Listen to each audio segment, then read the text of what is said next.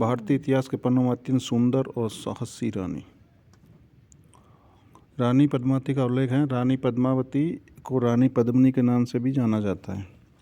रानी पद्मावती के पिता सिंघल प्रांत श्रीलंका के राजा थे। उनका नाम गंधवर्सेन था और उनकी माता का नाम चंपावती था।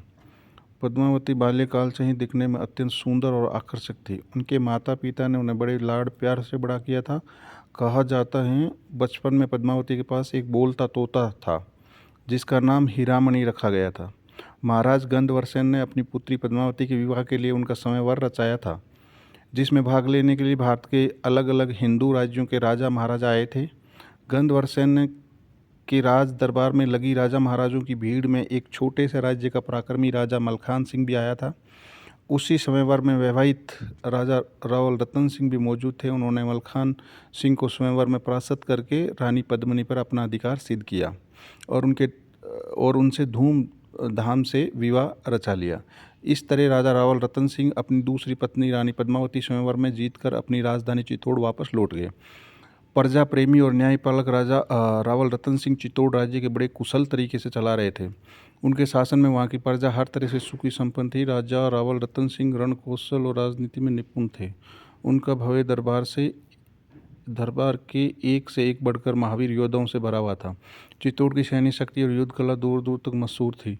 चित्तौड़ राज्य में राघव चेतन नाम का संगीतकार बहुत प्रसिद्ध था। महाराज रावल रतन सिंह उन्हें बहुत मानते थे, इसीलिए राज दरबार में राघव चेतन को विशेष स्थान दिया गया था। चित्तौड़ प्रजा और वहाँ के महाराज को उन दिनों ये बात मालूम नहीं थी कि राघव चेतन संगीत कला के अतिरिक्त जादू टोना भी जानता था। ऐसा कहा जाता है कि राघव चेतन अपनी इस आसुरी प्रतिभा का उपयोग शत्रु को परास्त करने और अपने कार्य सिद्ध करने में करता था। एक दिन राघव चेतन जब अपना कोई तांत्रिक कार्य कर रहा था तब उसे रंगे हाथों पकड़ लिया गया और राज दरबार में राजा रावल रतन सिंह के समक्ष पेश कर दिया गया। सभी साक्षी और फरियादी पक्ष की दलील सुनकर महाराज ने चेतन राघव को दोषी पाया और तुरंत उसका मुंह काला कराकर गद्दे पर बैठा कर देश निकाला दे दिया। अपने अपमान और राज्य से निवासित किए जाने पर राघव चेतन बदला लेने पर आमदा हो गया। अब उसके जीवन का एक ही लक्ष्य रह गया और वह था चित्तौड़ के महाराज रावल रतन सिंह को संपूर्ण विनाश। अपने इसी उद्देश्य के साथ मैं दिल्ली राज्य चला गया। वहां जाने का उसका मकसद दिल्ली के बादशाह अलाउद्दीन खिलजी को उकसाकर चित्तौड़ पर आक्रमण करवाकर अपना प्रतिशोध पूरा करने का था। 12वीं और 13वीं सदी में दिल्ली की गद्दी पर अलाउद्दीन खिलजी का राज्य था। उन दिनों दिल्ली के बादशाह से मिलना इतना आसान कार्य नहीं था, इसलिए राघव चेतन दिल्ली के पास स्थित एक जंगल में अपना डेरा डालकर रहने लगा, क्योंकि वह जानता था कि दिल्ली के बादशाह अलाउद्दीन खिलजी शिकार का शौकीन है और वहाँ पर उसकी भेंट जरूर अलाउद्दीन खिलजी से हो जाएगी। कुछ दिन इंतजार करने के बाद आखिर उसे सब्र का फल मिल जाता है। एक दिन अलाउद्दीन खिलजी अपने खास सुरक्षा कर्मी लड़ाकू दस्ते के साथ घने जंगल में शिकार खेलने पहुंचता है। मौका पाकर ठीक उसी वक्त राघव चेतन अपनी बांसुरी बजाना शुरू करता है। कुछ ही देर में बांसुरी की सुर बादशाह अलाउद्दीन खिलजी और उसके दस्ते के सिपाहियों के कानों में पड़ती है। अलाउद्दीन खिलजी फौरन राघव चेतन को अपने पास बुला लेता है। राज दरबार में आकर अपना हुनर प्रदर्शित करने का प्रस्ताव देते हैं। तभी चालाक राघव चेतन अलाउद्दीन खिलजी से कहता है, आप मुझ जैसे साधारण कलाकार को अपने राज्य दरबार की शोभा बनाकर क्या पाएंगे? अगर हासिल ही करना है तो अन्य संपन्न राज्यों की ओर नज़र दौड़ाए, जहां एक से एक बढ़कर के बेशकीमती नगीने मौजूद हैं और उन्हें जीतना और हासिल करना भी सहज है। अलाउद्दीन खिलजी तुरंत राघव चेतन को पहेलियाँ बुझाने की बजाय साफ साफ अपनी बात बताने को कहता है। तब राघव चेतन चित्तौड़ राज्य की सैन्य शक्ति, चित्तौड़गढ़ की सुरक्षा और वहाँ की संपदा से जुड़ा एक एक राज खोल देता है और राजा रावल रतन सिंह की धर्मपत्नी रानी पद्मावती के अद्भुत सौंदर्य का बखान भी कर देता है। यह सब बातें जानकर अलाउद्दीन खिलजी चित्तौड़ राज्य पर आक्रमण करके वहाँ की संपदा लूटने, वहाँ कब्जा करने और परम तेजस्वी रूप की अंबार रानी पद्मावती को हासिल करने का मन बना लेता है। राघव चेतन की बातें सुनकर अलाउद्दीन खिलजी ने कुछ ही दिनों में चित्तौड़ राज्य पर आक्रमण करने का मन बना लिया और अपनी एक विशाल सेना चित्तौड़ राज्य की ओर रवाना कर दी। अलाउद्दीन खिलजी की सेना चित्तौड़ तक पहुंच तो गई, पर चित्तौड़ के किले को अभेद सुरक्षा देखकर अलाउद्दीन खिलजी की पूरी सेना स्तब्ध हो गई। उन्होंने वहीं किले के आसपास अपने पड़ाव डाल दिए और चित्तौड़ राज्य के किले की सुरक्षा भेदने का उपाय ढूंढने लगे। अलाउद्दीन खिलजी ने राजा रावल रतन सिंह को भेजा कपट संदेश। जब से राजा रावल रतन सिंह ने रूप सुंदरी रानी पद्मावती को स्वयंवर में जीता था, तभी से पद्मावती अपनी सुंदरता के लिए दूर दूर तक चर्चा का विषय बनी हुई थी। इस बात का फायदा उठाते हुए कपटी अलाउद्दीन खिलजी ने चित्तौड़ किले के अंदर राजा रावल रतन सिंह के पास एक संदेश भिजवाया कि वे रानी पद्मावती को सुंदरता का बखान सुनकर उनके दीदार के लिए दिल्ली से यहाँ तक आए हैं और अब एक बार रूप सुंदरी रानी पद्मावती को दूर से देखने का अवसर चाहते हैं। अलाउद्दीन खिलजी ने जहाँ तक कहा है कि वे रानी पद्मावती को अपनी बहन समान मानते हैं और और वह सिर्फ उसे दूर से एक नज़र देखने की तमन्ना रखते हैं। अलाउद्दीन खिलजी की इस अजीब मांग को राजपूत मर्यादा के विरुद्ध बताकर राजा रावल रतन सिंह ने ठुकरा दिया, पर फिर भी अलाउद्दीन खिलजी ने रानी पद्मावती को बहन समान बताया था। इसलिए उस समय एक रास्ता निकाला गया कि पर्दे के पीछे रानी पद्मावती सीढ़ियों के पास से गुजरेगी और सामने एक विशाल का शीशा रखा जाएगा जिसमें रानी पद्मावती के प्रतिबंध अलाउद्दीन खिलजी देख सकते हैं। इस तरह राजपूताना मर्यादा भी भंग नहीं होगी और अलाउद्दीन खिलजी की बात भी रह जाएगी।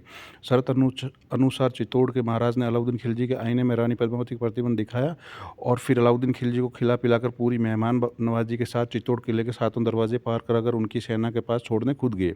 इसी अवसर को लाभ लेकर कपटी अलाउद्दीन खिलजी ने राजा रावल रतन सिंह को बंदी बना लिया और किले के बाहर अपनी छावनी में कैद कर लिया। इसके बाद संदेश भिजवा दिया कि अगर महाराज रावल रतन सिंह को जीवित देखना है तो रानी पद्मावती को फौरन अलाउद्दीन खिलजी की खिदमत में किले के बाहर भेज दिया जाए।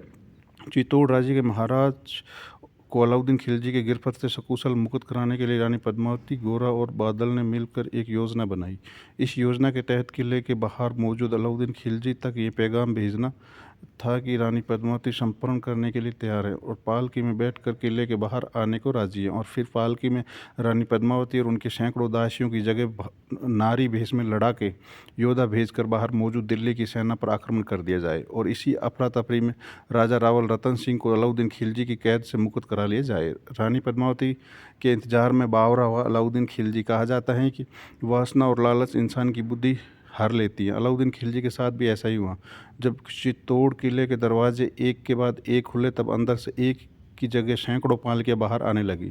जब यह पूछा गया कि इतनी सारी पालकियाँ क्यों साथ हैं, तब अलाउद्दीन खिलजी को ये उत्तर दिया गया कि ये सब रानी पद्मावती की खास दासियों का काबिल हैं जो हमेशा उनके साथ जाता है। अलाउद्दीन खिलजी रानी पद्मावती पर इतना मोहित था कि उसने इस बात की पड़ताल करना भी जरूरी नहीं समझा कि सभी पालकियों को रुकवा कर देख ले कि उनमें वाकई में दासियाँ ही हैं और इस तरह चित्तौड़ का पूरा लड़ाकू दस्ता भारी बेस में किले के बाहर आ पहुंचा। कुछ ही देर में अलाउद्दीन खिलजी ने रानी पद्मावती की पालकी अलग करवा दी और पर्दा हटाकर उसका दीदार करना चाहा तो उसमें से राजपूत सेनापति गोरा निकले और उन्होंने आक्रमण कर दिया। उसी वक्त चित्तौड़ सिपाहियों ने भी हमला कर दिया और वहां मची अफरा तफरी में बादल ने राजा रावल रतन सिंह को बंधन मुक्त करा लिया और उन्हें अलाउद्दीन खिलजी के अस्तबल से चुराए हुए घोड़े पर बैठाकर सुरक्षित चित्तौड़ किले के अंदर पहुंचा दिया।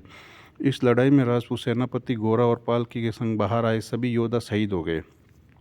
अपनी युक्ति नाकामों को जाने की वजह से बादशाह अलाउद्दीन खिलजी झल्ला उठा। उसने उसी वक्त चित्तौड़ किले पर आक्रमण कर दिया पर वह उस अभेद किले में दाखिल नहीं हो सके। तब उन्होंने किले में खाद और अन्य सामग्री चीज़ों को ख़त्म होने का इंतजार करने का फैसला किया। कुछ दिनों तक किले के अंदर खाद आपूर्ति समाप्त हो गई और वहाँ के निवासी किले की सुरक्षा से बाहर आकर मरने को मजबूर हो गए। अंत में रावल रतन सिंह ने दवार खोलकर आर पार की लड़ाई लड़ने का फैसला कर लिया और किले के दरवाजे खोल दिए। किले की घेराबंदी करके राह देख रहे मौकाप्रस्त अलाउद्दीन खिलजी ने और उसकी सेना ने दरवाज़ा खुलते ही तुरंत आक्रमण कर दिया। इस भीषण युद्ध में पराक्रमी राजा रावल रतन सिंह वीर गति हो प्राप्त हो गए और उनकी पूरी सेना भी हार गई। अलाउद्दीन खिलजी ने एक एक करके सभी राजपूत योद्धाओं को मार दिया और किले के अंदर घुसने की तैयारी कर ली। युद्ध में राजा रावल रतन सिंह मारे जाने को और चित्तौड़ सेना का समाप्त हो जाने की सूचना पाने के बाद रानी पद्मावती जान चुकी थी कि अब अलाउद्दीन खिलजी की सेना किले में दाखिल होते ही चित्तौड़ में के आम नागरिक, पुरुषों और बच्चों को मौत के घाट उतार देगी और औरतों को गुलाम बनाकर उन पर अत्याचार करेगी। इसलिए राजपूता ने रीति अनुसार वहाँ की सभी महिलाओं ने जौहर करने का फैसला लिया। जौहर की रीति निभाने के लिए नगर के बीच एक बड़ा सा अग्निकुंड बनाया गया और रानी पद्मावती और अन्य महिलाओं ने एक के बाद एक महिलाएं उस दगती चिता में कूद कर अपने प्राणों को बलि दे दी। इतिहास में राजा रावल रतन सिंह, रानी और पद्मावती, सेनापति गोरा और बादल का नाम सुनहरे अक्षरों में लिखा गया है और चित्तौड़ की सेना वहाँ के आम नागरिक भी सम्मान के साथ याद किए जाते हैं जिन्होंने अपनी जन्मभूमि की रक्षा के खातिर अपने प्राणों